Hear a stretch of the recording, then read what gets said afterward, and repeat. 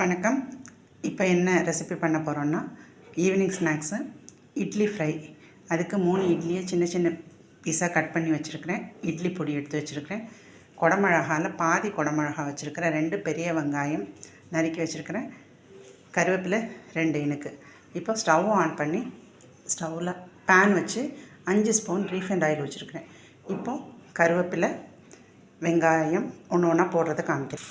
இப்போது கருவேப்பிலை வெங்காயம் 1/4 டீஸ்பூன் உப்பு போட்டு வதக்கிறேன். இப்போ குடமிளகாயை சேர்க்குறேன். இப்போ இதோட இட்லி பீஸை சேர்த்து வதக்கிறேன். இப்போ இது மேலே அப்படியே இட்லி பொடியை லேசாக அப்படியே தூவ வேண்டியதான். தூவிட்டு ஃபைனலாக நான் உங்கள்கிட்ட காமிக்கிறேன். இப்போ இட்லி பொடி 2 ஸ்பூன் போட்டு நல்லா பரட்டி எடுத்து ஃப்ரை பண்ணியாச்சு. ஈவினிங் ஸ்நாக்ஸு இட்லி ஃப்ரை பொடி இட்லி ரெடி.